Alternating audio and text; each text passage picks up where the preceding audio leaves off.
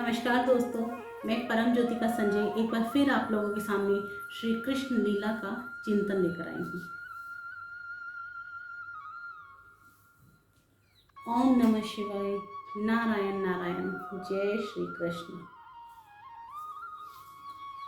आज हम पढ़ेंगे काकासुर का पराभव, औत्थनिक मतलब करवट बदलने का उत्सव, जन्म नक्षत्र उत्सव और शकटासुर का उद्धार। तो शुरू करते हैं। अंतरिक्ष में वायु की सी भीषण सन्न सन्न ध्वनि हुई। कंस सहित सभी राक्षस सामंत शंकित होकर ऊपर की ओर देखने लगे, पर भय का कोई कारण ना था। सबने तुरंत जान लिया कि यह तो उन्हीं का मित्र वात देहधारी उत्कच दैत्य है, जो काकासुर की बात सुनकर उपेक्षा हंसी हंस रहा है। आज की घटना है, कंस प्रेरित काकासुर गोकुल अधिपति नंद के नवजात शिशु का प्राण हरण करने गोकुल गया था। इस जघन्य अभिसंधि को लिए हुए वह काग रूप में उड़ता हुआ नंद प्रांगण को जा पहुंचा। शिशु को उसने देखा और शिशु ने इस काले कौवे को। दूसरे ही क्षण मानो वह पक्षी लोह पिंड हो गया। शिशु की बंधी हुई बाईं मुट्ठी में चमकती हुई नख राशि हो अयस्कांत मणि शलाका चुंबक की नली, इस प्रकार अवलिंब उसके तीक्ष्ण चंगुल बालक की मुट्ठी में जा गिरे तथा ब्रजेंद्र नंदन ने भी देखते ही देखते एक विचित्र खेल खेला। कंठ चापी बहुबार फिरायो, गही पटक्यो नृप पास पर्यो। संज्ञा शून्य काकासुर कंस के सभा मंडप में ठीक कंस के सामने जा गिरा। एक पहर तक अथक उपचार होने पर कहीं उसमें बोलने की शक्ति आई। उसने कहा, सुनहु कंस, तब आई सरयो धरि अवतार महाबल, को एक ही कर मेरो गर्भ हर्यो। सूरदास प्रभु कंस निकंदन, भक्त हेत अवतार धर्यो। काकासुर के इन शब्दों को सुनकर ही बलमांध उचकत हंसता रहा था। काकासुर को अत्यंत भीरू और निर्बल मानकर कंस पर अपनी शक्ति का प्रदर्शन कर रहा था। यह उत्कच हिरण्याक्ष दैत्य का पुत्र है। चाक्षुष मनवंतर से भी पूर्व की बात है। एक दिन उत्कच मुनिवर लोमश के आश्रम में जा पहुंचा। तपोवन की शोभा इस असुर के लिए असहाय हो उठी। अपने प्रकांड स्थूल शरीर के घर्षण से उसने आश्रम की अगणित वृक्ष पंक्तियों को चूर्ण विचूर्ण कर डाला। मूक वृक्षों पर यह अत्याचार कोमल हृदय मुनि कब तक देखते रहते। अंतर्यामी की प्रेरणा से वे बोल उठे, विदेहो भव दुर्मते, नीच तो इस देह से रहित हो जा। वाक्य समाप्त होते ना होते उत्कच की वह स्थूल काया सर्प कंचु की भांति झड़कर गिर पड़ी। समस्त बल विलुप्त हो गया। अब उसने मुनिवर की महिमा जानी। फिर तो चरण प्रांत में पड़कर वह कृपा की याचना करने लगा। अनुनय विनय करते हुए पुनः देहदान की प्रार्थना करने लगा। त्रिगुणों से पार पहुंचे हुए ऋषि के प्रसन्न होने में देर ही क्या थी। वे तो पहले भी प्रसन्न ही थे। शापदान लीला के अंतराल में तो छिपी हुई मुनि की अद्भुत अनुकंपा, दैत्य के उद्धार की सुंदर योजना। मुनि ने कहा, जाओ, चाक्षुक मनवंतर में तुम्हें वायु का शरीर प्राप्त होगा तथा वे वास्तव मनवंतर में भगवत चरण अरविंद का स्पर्श पाकर तुम त्रिगुण पाश से सदा के लिए मुक्त हो जाओगे। काल के प्रवाह में बहते हुए उत्कच को आज इस घटना की स्मृति सर्वथा रही है, किंतु अनंत महिमामयी भगवान की लीला शक्ति को सब कुछ स्मरण है। इन्हीं लीला शक्ति के नियंत्रण में अनादिकाल से सब कुछ नियमित रूप से यथा योग्य यथा समय होता आया है एवं अनंत काल तक होता रहेगा।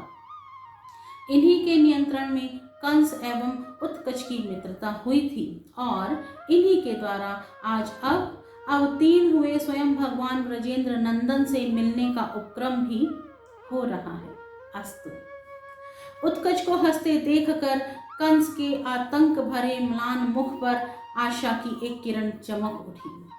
समस्त सभासदों को लक्ष्य करते हुए वह बोला, ब्रज भीतर उपजयो मेरो रूपू, मैं जानी यह बात, दीन ही दिन वह बढ़त जात है, मेको करिहे घात, दनुज सुता पूत ना पठाई, छिन कही माझ सहारी, घींची मरोरी दियो कागासुर, मेरे डिंग फिटकारी, ऐसो कौन मारी हो ताको, मोही कहे सो आई, वाको मारी अपुनप राखे, सूर ब्रज रही सो जाई। प्रज्वलित अग्नि में मानो घृत आहुति पड़ गई। कंस के वचन से उत्कच का गर्व प्रदीप्त हो उठा। अन्य राक्षस सेनापतियों के मुख से हुंकार की बयार बह चली।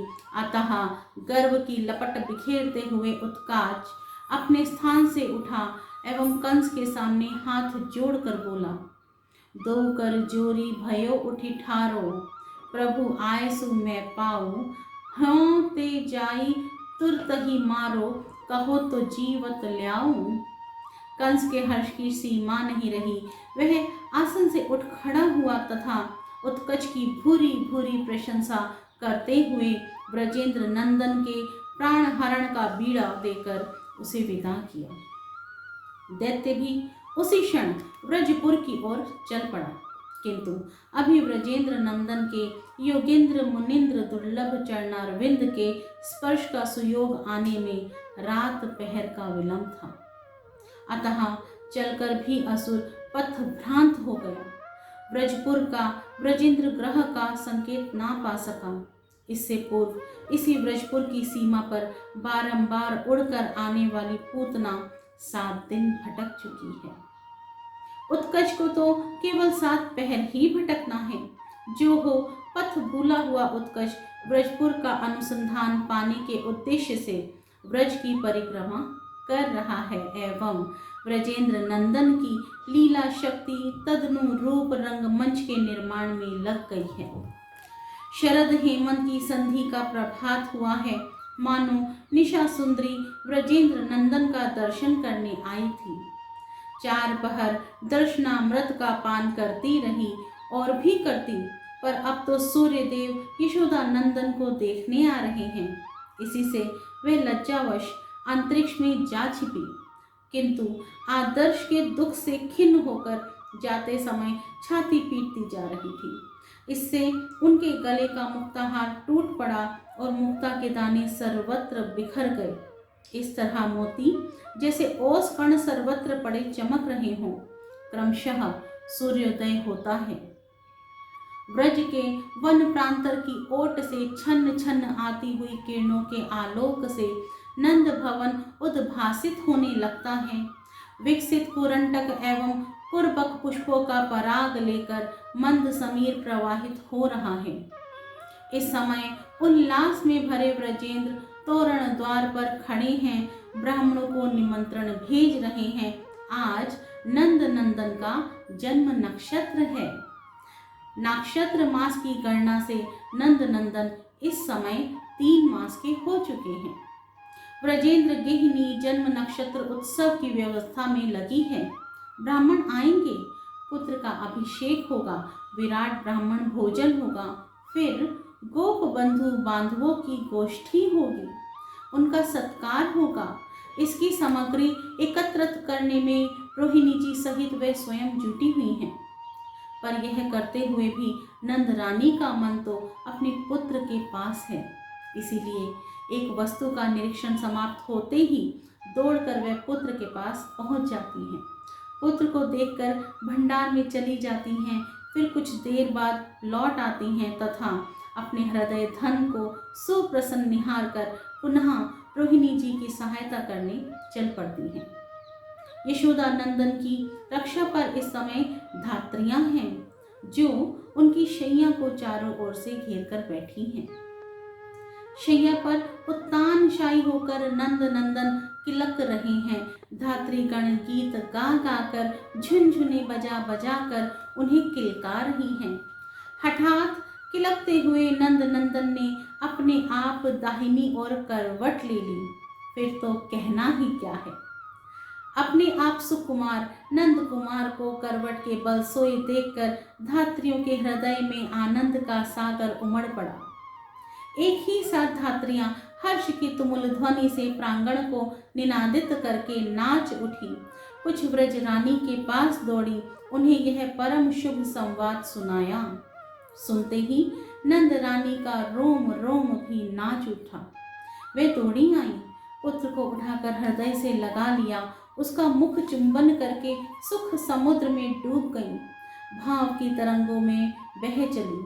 इतने में यह शुभ समाचार सुनकर नंद राय भी वहीं आ पहुँचे। उन्हें देखते ही अंतर हृदय में वर्तमान पुत्र मंगल की चिरवर्धनशील लालसा मानो व्रजरानी के होठों पर आ गई। व्रजरानी ने इस औत्थानिक करवट बदलने के उत्सव पर महान आयोजन करने का मनोरथ प्रकट किया। ब्रजेंद्र भला असमत क्यों कर होते। बस ब्रजरानी ने तुरंत ब्रजपुर की समस्त गोपांगनाओं को निमंत्रित करने का आदेश दे डाला। जन्म नक्षत्र का उत्सव महामहोत्सव के रूप में परिणत हो गया। नंद द्वार पर शंख ध्वनि होने लगी, भेरी वेणु वीणा मृदंग बज उठे। मंगल गान करती हुई व्रजांगनाएं नंद प्रसाद में एकत्रित होने लगी। धान्य, दुर्वा, हरिद्रा, चंदन आदि मांगलिक द्रव्य हाथ में लिए गोपों का दल उमड़ पड़ा। वेदज्ञ ब्राह्मण भी आ पहुंचे। व्रजेंद्र ने उन ब्राह्मणों को चरण प्रक्षालन किया। फिर कांचन पात्रों में प्रचुर अन्य राशि, सुंदर सुंदर वस्त्र, बहुमूल्य रत्न आभूषण, मणिमालाएं एवं प्रत्येक ब्राह्मण की रुचि के अनुरूप अगणित गोदान अर्पण करते हुए उनकी पूजा की। व्रजेंद्र की पूजा से संतुष्ट होकर ब्राह्मण कलश स्थापन आदि करते हुए यथाविधि देव पूजन हवन में प्रवृत्त हुए। इधर गीत गाती हुई पुर महिलाओं से वेष्टित व्रजरानी अपने पुत्र को स्नान करा रही है। पुत्र के नील कलेवर को पहले हल्दी तेल से उबटती है, फिर किंचित उष्णवारी से सर्वांग स्नान कराती है। अपने सुकोमल आंचल से ही अंग सम्मार्जन करती है। पश्चात गोद में लेकर शिशु के प्रशस्त भाल पर गोरोचन से तिलक लगाती है। तदंतर अपनी अनामिका का अच्छी तरह जल से प्रक्षालन करके पोंछकर उसी से काजल उठाकर अभी अभी विकसित हुए नीलोत्पल जैसे नेत्रों को आंच देती है। आंचते समय यशोदानंदन रोने लगते हैं। जननी उत्फुल्ल नेत्रों से एक बार निहार कर मुख में स्तनाग्र दे देती है। उस समय नंद नंदन के दलित नीलकांत मणि विनिंदित अंगों की शोभा देख देख कर गोपांगनाएं सुख अतिरेकर से आत्मविस्मृत सी होने लगती हैं।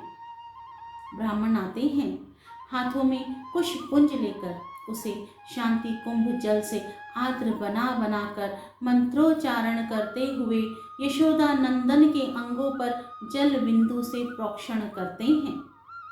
प्रोक्षण के समय ही नंद नंदन के नेत्रों में निद्रा का संचार होने लगता है। अपने नेत्र निमीलित हो जाते हैं। वे दोनों हाथों से जननी का स्तन धारण किए हुए दुग्ध वात्सल्य प्रेम पीयूष पान करने लगते हैं, पर कुछ ही क्षणों में हाथ शिथिल एवं अंग अवश हो जाते हैं। माता की गोद में रहते हुए ही नंद कुमार को निद्रा देवी अपनी गोद में ले लेती है। मानो निद्रा सुंदरी ने विचार किया, श्रीनाथ के इस औत्थानिक मंगल समारोह में सभी गोप सुंदरियां आई हैं, सब सुख लूट रही हैं, फिर उस सुख का उपयोग मैं भी क्यों ना कर लूं। यह सोचकर वे धीरे धीरे आईं और नंद कुमार के नेत्रों का स्पर्श सुख लेती हुई उन्होंने उनको अपनी गोद में उठा लिया। प्रांगण के एक भाग में एक अत्यंत बृहदाकार शकट है। उसके नीचे शकट स्तंभों से संबंध एक अतिशय सुंदर दोलिका मंच पलना टंगा है। उसके पाए प्रवाल निर्मित हैं, पटिया मरकत मणि रचित हैं। उसमें अरुण सोम लाल रेशम की डोरी एवं फीते हैं। तूल पुष्ट आस्तरण रुई भरी तोशक है। चारों ओर तूल निर्मित उपधान तकिए लगे हुए हैं। इसी पालने पर जननी यशोदा पुत्र को धीरे से जाकर सुला देती है। जननी जब इस ओर आ रही थी तब उसके पीछे पीछे अतिशय कौतूहल कुमार वय के कतिपय गोप शिशु चले आए थे। वे सब पालनी को घेर कर खड़े हो जाते हैं। मैया आदेश करती हैं, पुत्रों तुम सब बैठ जाओ, धीरे धीरे इसे झुलाना, पर जब मेरा यह नीलमणि जाग जाए तो मुझे बुला लाना भला। माता का यह आदेश कुमार शिशुओं को परम अभिलाषित था। वे तो आए ही थे इसलिए कि किसी प्रकार इस सांवरे के पास बैठने का उन्हें अवसर मिल जाए। वे सब के सब तोतली बोली में बोल बोल कर माता को आश्वासन देते हैं, हाँ हाँ हम लोग ऐसा ही करेंगे। उनकी बात सुनकर जननी हंसती हुई चल पड़ती है, पर उसी स्थान पर जाकर बैठती है जहाँ से वे निरंतर पलने को देखती रह सके। आचिंत लीला महाशक्ति नटी ने पट परिवर्तन किया। ब्रजेंद्र नंदन की आज की लीला का द्वितीय दृश्य आरंभ हुआ। एक ही साथ 4 कार्य हुए। ब्रजेश महिषी के मन पर तो समागत अतिथियों की सेवा शुश्रूषा स्वागत सत्कार का रंग चढ़ने लगा। कुमार बालक यशोदा नंदन की ओर दृष्टि रखने पर भी बाल सुलभ चापल्यवश शकट के नीचे से बाहर निकल आए। यशोदा नंदन की निद्रा भंग हो गई और पथ भ्रांत उत्कच दैत्य पथ पा गया। उसने देखा सर्वथा सामने आनंद कोलाहल से मुखरित नंद प्रसाद ऊंचे आकाश में सिर उठाए अवस्थित है। ब्रजेंद्र नंदन के व्रज में आने के दिन से अब 30 दिन हो गए हैं। निरंतर इन 30 मासों में नित्य नए नए उत्सव गोप गोपियों की हर्ष ध्वनि एवं ब्रजेश पुत्र के दर्शनार्थी समागत समस्त पुरवासियों के उत्कंठा परमाणुओं से अनुप्राणित प्रसाद का अणु अणु आनंद की किरणें बिखेर रहा है। फिर आज तो नंद पुत्र के औत्थानिक एवं जन्म नक्षत्र उत्सव का समारोह है। इस समय प्रसाद की शोभा प्रसाद के आनंद का तो कहना ही क्या।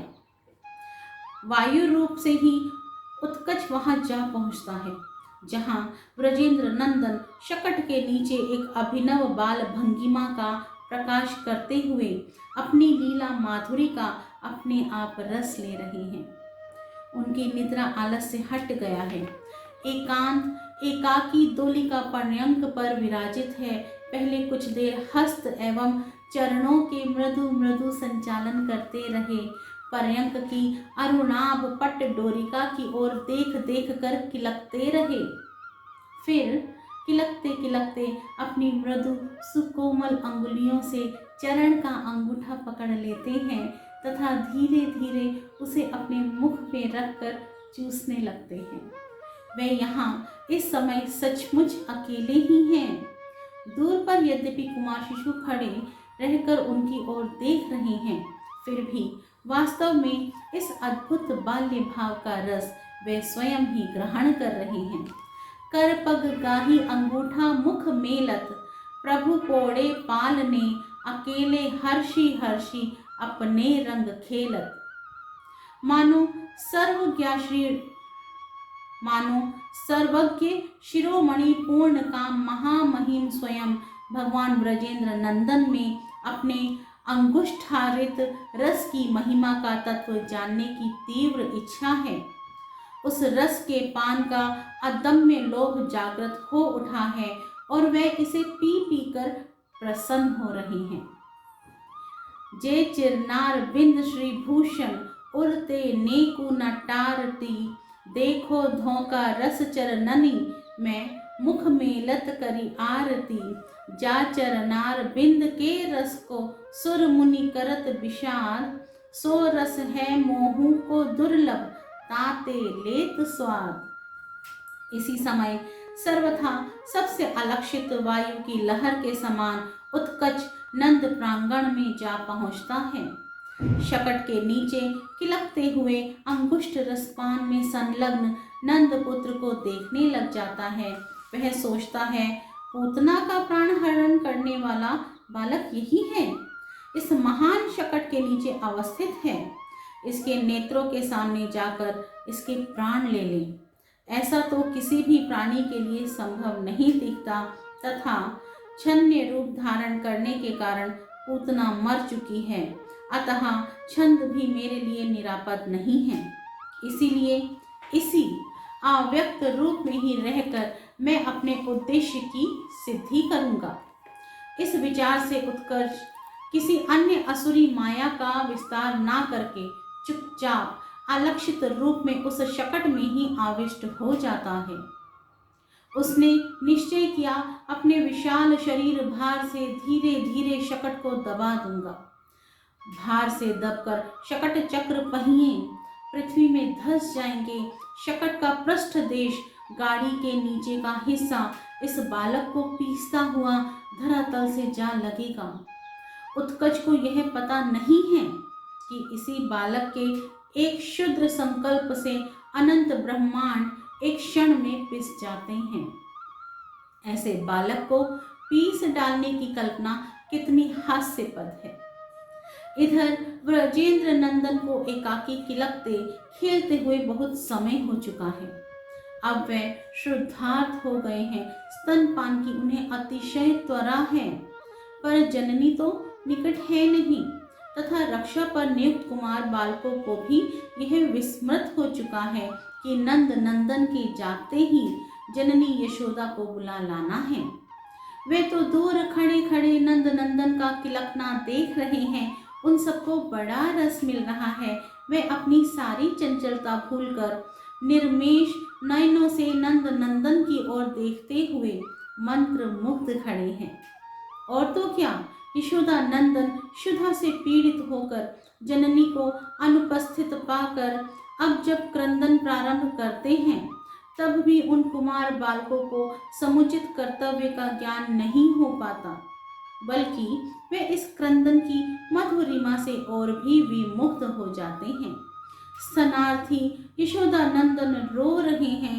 कुमार बालक इसे स्पष्ट सुन जान भी रहे हैं, फिर भी एक अद्भुत परमानंद की अनुभूति से उनके अंग अवश हो गए हैं। वे चुपचाप निष्पाद देखते ही रह जाते हैं। अस्तु। उत्कच ने अब शीघ्रता की, क्योंकि शिशु का क्रंदन सुनकर जननी एवं ननद आदि गोप कहीं आ ना जाए। वह तुरंत शकट पर अपना महान भार डालना प्रारंभ करता है। चरमर चरमर शब्द करता हुआ शकट कंपित होने लगता है। किसी को इसके रहस्य का ज्ञान नहीं, पर ब्रजेंद्र नंदन सब कुछ जानते हैं। अवश्य ही यह भी सत्य है कि जानकर भी वे इस समय अनजान बने हैं।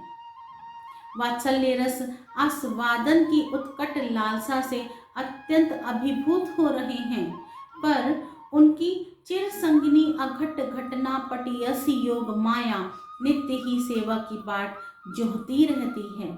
अब अवसर उपस्थित हुआ है। ब्रजेंद्र नंदन के वात्सल्य रस आस्वादन में व्याघात ना हो, उनकी शिशुचित बाल्य माधुरी आशून्य बनी रहे, किसी भी ब्रजवासी की किंचित भी शक्ति ना हो और उत्कच का उद्धार हो जाए। ये 4 सेवाएं हैं। अतः उत्कच के शकट में आविष्ट होते ही योग माया भी इन सब सेवाओं का भार अपने ऊपर लेकर नंद नंदन के वाम मृदुल चरण में व्यक्त हो जाती है। शकट के चरमर चरमर शब्द को सुनते ही वे तो हंस रही है, पर वात्सल्य रसपान लोलुप ब्रजेंद्र नंदन जननी यशोदा के स्तनपान के लिए रो रहे हैं। क्षुधा से आतुर हुए यशोदा नंदन अब क्रंदन करते हुए पैर पटकने लगते हैं, पर इस करुणा क्रंदन का किसी ओर से भी कोई उत्तर नहीं मिलता। जननी इसे सुन तक नहीं पाती। आगत गोप गोपांगनाओं के स्वागत में उनका मन इतना संलग्न हो गया है, नहीं, किसी अचिंत्य प्रेरणा से संलग्न कर दिया गया है कि वे पुत्र के करुणा क्रंदन को सुन सकती ही नहीं। इसलिए मानो स्वयं योग माया ही ब्रजेंद्र नंदन की यह परम आरती देखकर नंद नंदन की व्याकुलता सहने में असमर्थ होकर माता को सूचना देने के उद्देश्य से तथा इसी बहाने उत्कच दैत्य का उद्धार करने के लिए नंद नंदन के चरण का शकट से स्पर्श करा देती है। हठात नंद नंदन चरण संचालन करते हुए उसे ऊपर की ओर उठा देते हैं और वह शकट से छू जाता है। उनके वे मृदुल चरण बढ़ नहीं गए, उनका परिमाण ज्यों का त्यों रहा, कोई भी आश्चर्यजनक अद्भुत परिवर्तन नहीं हुआ। फिर भी शिशुओं ने स्पष्ट देखा नंद नंदन ने चरण उछाला है और चरण शकट से जा लगा है। जैसे पूतना आकाश में उछल पड़ी थी, वैसे ही नंद नंदन के नव पल्लव सुकोमल शिशुचित नन्हे से चरण के लगते ही शकट अकस्मात आकाश में उछला और अत्यंत घोर शब्द करता हुआ उलटकर यशोदा नंदन से कुछ ही दूर हटकर पृथ्वी पर गिर पड़ा। शकट पर दधि दुग्ध नवनीत आदि से पूर्ण अनेकों बड़े बड़े कांस्य पात्र रखे थे। वे सभी चूर्ण विचूर्ण हो गए और तो क्या, शकट के पहिए निकलकर दूर जा गिरे, धुरी अलग होकर पड़ गई और जुआ टूटकर खंड खंड हो गया।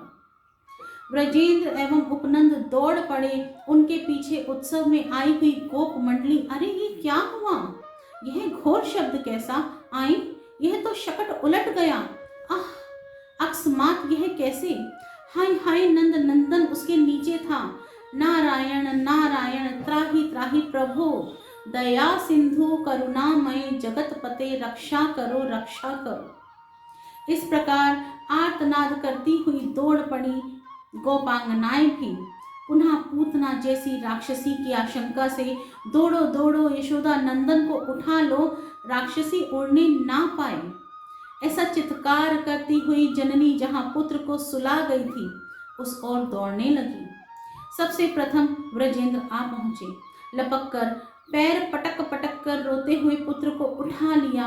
वह अतिशय व्याकुलता भरी दृष्टि से उसके सारे अंगों को देखने लगे, कहीं चोट तो नहीं आई है, किंतु कहीं कोई भी क्षति चिन्ह नहीं मिला। ब्रजेंद्र गदगद कंठ से नारायण खिल गुरु भगवंत मस्ते कर कहते हुए पुत्र को हृदय से लगा लेते हैं। साथ ही ब्रजेश्वरी की गोद में पुत्र को दे देने के लिए चारों ओर दृष्टि दौड़ाते हैं, पर ब्रजेश्वरी तो वहां है ही नहीं। वे तो दो बग चलकर ही भ्रग हृदय सी होकर गिर पड़ी थी। ब्रजेश्वर को कुछ दूर पर पड़ी अत्यंत उद्विग्न रोहिणी जी दिखाई पड़ती हैं। श्री रोहिणी के नेत्रों से अश्रु का निर्झर झर रहा है। ब्रजेंद्र का मनोभाव श्री रोहिणी जी पर प्रकट हो जाता है। वह दौड़कर ब्रज रानी के पास जाती हैं, उनके मूर्छित प्राय शरीर को गोद में लेकर बारंबार उनके कान में कहती हैं, बहन नीलमणि कुशल से हैं, सर्वथा कुशल हैं। यह देखो नीलमणि को गोद में लिए ब्रजेंद्र आ रहे हैं। अन्य ब्रजांगनाएं भी तुमुल हर्ष ध्वनि करती हुई ब्रज रानी को आश्वासन देती हैं। इन वाक्यों से नंद रानी में चेतना का संचार हो जाता है। वह नेत्र खोलकर देखती हैं। इसी समय ब्रजेंद्र पुत्र को गोद में लिए आ पहुंचते हैं। जननी पुत्र को देख लेती है, फिर भी उसका हृदय दुख से इतना टूट सा गया है कि शरीर में उठने तक की शक्ति नहीं रही है। हाँ, पुत्र को देखते ही नेत्रों से अश्रु का प्रवाह बह चलता है तथा फूट फूट कर रोती हुई ब्रजरानी कहने लगती है, हाय रे हाय, मेरा यह नीलमणि नवनीत से भी अधिक सुकोमल है। केवल 3 महीने का है और इसके निकट शकट हठात भूमि पर गिरकर टूट गया। यह बात सुनकर भी मेरे प्राण ना निकले। मैं उन्हीं प्राणों को लेकर अभी तक जीवित हूँ। इससे तो यही प्रमाणित होता है कि मैं व्रज से भी अधिक कठोर हूँ। मैं कहलाने मात्र की माता हूँ। मेरे ऐसे मातृत्व को, मातृवत्सलता को धिक्कार है। ओह, शकट पतन का यह कितना घोर शब्द था। यहाँ जितने थे सबके कान बहरे हो गए थे। पतन के वेग से पृथ्वी कांप उठी तथा वह सर्वथा मेरे नीलमणि के समीप ही गिरा। आह, उसे कितना अधिक भय लगा होगा।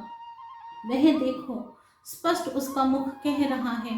अभी भी शकट पतन को याद करके वह डर रहा है, पर फिर भी जीवित है। यह कितना आश्चर्य है। निश्चय ही मेरे शिशु पर बार बार ऐसी विपत्ति आ रही है। वह मेरे दुर्भाग्य का ही महान फल सामने आ रहा है। इसकी जो कुछ भी रक्षा हो रही है वह तो व्रजेश के भाग्य से ही हो रही है। व्रजरानी का यह दैन्य भाव समस्त उपस्थित गोप गोपियों के नेत्र में भी अश्रु संचार कर देता है। ब्रजेंद्र तो पहले से ही रो रहे थे। रोते हुए ही वे पुत्र को नंद रानी की गोद में रख देते हैं। नंद रानी अपने नीलमणि को हृदय से लगा लेती हैं, मानो यशोदा नंदन की सुधा अपने तात नंद राय का अनंत वात्सल्य पूरित कर स्पर्श पाकर कुछ शांत हो गई थी। इसीलिए नंद नंदन को पिता ने जिस क्षण पलने से उठाया उसी समय उनका क्रंदन शिथिल पड़ गया था। उसी समय उनका क्रंदन शिथिल पड़ गया था। अब जननी के हृदय से लगने पर तो वे चुप हो जाते हैं, फिर भी रह रह कर रो उठते हैं। रो रो कर मृदु कर पल्लवों को नचा नचा कर स्तनदान करने का संकेत करते हैं। किंतु जननी को भय है। निश्चय ही पुत्र में किसी ग्रह राक्षस का आवेश हुआ है, इसी से वह रो उठता है। इतना कभी नहीं रोता था। शकट में कोई आवेश तो था ही, अन्यथा अपने आप उछलकर उल्टा होकर वो कैसे गिर जाता। इसीलिए जननी तुरंत स्तनदान नहीं करती। अभी 2 घड़ी पूर्व जो ब्राह्मण जन्म नक्षत्र का अभिषेक कर चुके हैं, जो देव योग से अभी भी नंद भवन में ही हैं, उन्हीं से ब्रज रानी बुलवाकर वह अतिशय शीघ्रता से रक्षोग्र मंत्रों का पाठ करते हुए स्वसत्ययन करते हैं, रक्षा बंधन करते हैं। इस तरह ग्रह शांति हो जाने पर जननी यशोदा पुत्र को स्तन्यपान कराने लगती है। पुत्र को प्रसन्नतापूर्वक स्तन्यपान करते देखकर जननी का रोम रोम पुनः आनंद से पुलकित हो उठता है। व्रजेंद्र शकट की ओर जाते हैं।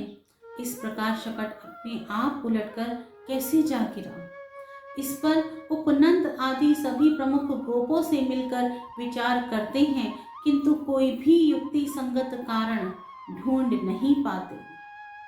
वे कुमार शिशु अभी भी शकट के पास ही इधर उधर घूम रहे थे। उपनंद आदि इन्हें पहले भी शकट के पास खड़े देख चुके हैं। उन्होंने उन बालकों से पूछा। उत्तर में सभी शिशु कुमारों ने नंद नंदन की ओर उंगली से संकेत कर दिया।